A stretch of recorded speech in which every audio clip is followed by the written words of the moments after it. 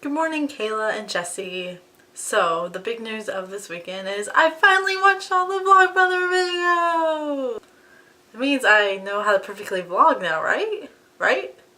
Oh, that's not how this works. Okay, so here's a quick response. So, Kayla brought up the whole maybe combining Jesse and my name might be a little awkward for ship names, but I do like the general idea of the ship names. For me and Jesse, how about Leslie? For Jesse and Kayla, you have Jayla. And then for Kayla and Liz, be Kizzy. I think Kizzy kind of sounds like spazzy and adorable, and I think if you were to combine Kayla and I, it would kind of be spazzy being from me and adorable being from Kayla. Also, Kayla, in response to your video, I think we should just call all boys dudes. That's it. In regards to the spoiler rule, now I feel like there needs to be some kind of time limit. So does the spoiler rule meaning we can't talk about something 1 week or 2 weeks? Because I know we're all busy and I just think that would be better to define. Yesterday was actually November 11th, and that would be Remembrance Day in Canada, also known as Veterans Day in the United States. It is to recall the end of the hostilities of World War I in 1918, and this was to occur on the 11th hour of the 11th day of the 11th month. So I actually know that, and that's kind of cool. And then I thought maybe that's where something where 11/11 came from, and the whole like Make-A-Wish at 11/11, and I'm just kind of curious about that. But I digress to actually something else. But trust me, it will all make sense, hopefully. So I remember it was the Harry Potter Deathly Hallows Part 1 premiere, in which we were all looking at the interviews and the pictures from London, and they all were wearing these cute little poppy button things, and we were just like, well, that's kind of adorable, and we don't understand it. Well, now I totally understand.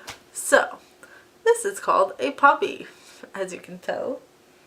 It's very lovely. These poppies are distributed by the Royal Canadian Legion from the last Friday of October until November 11th, and they are only worn during this time in observation of Remembrance Day and of the country's veterans.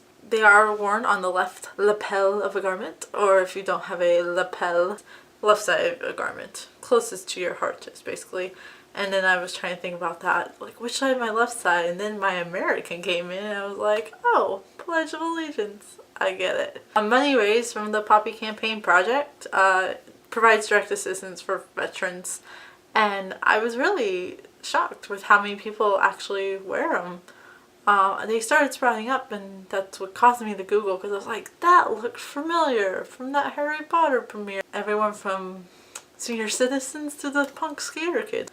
And it's a cool, kind of an awesome community, and everyone honoring veterans during this time. Cool fact.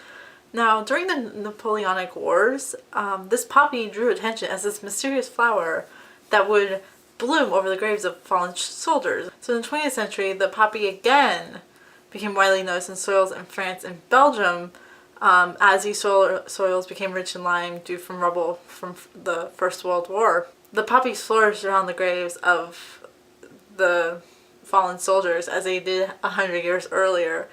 In 1915, John McCrae, a doctor serving with the Canadian Artillery, recorded this phenomenon in his famous poem In Flanders Field. So this poppy has kind of become the symbol of honoring those who have fallen. In particular, it's mainly worn in Canada and the UK. As kind of inspired by my research, I decided that this week's theme should be 5 things you like or are interesting about the place you're currently living. So be creative, and I'm looking forward to seeing your response. Bye!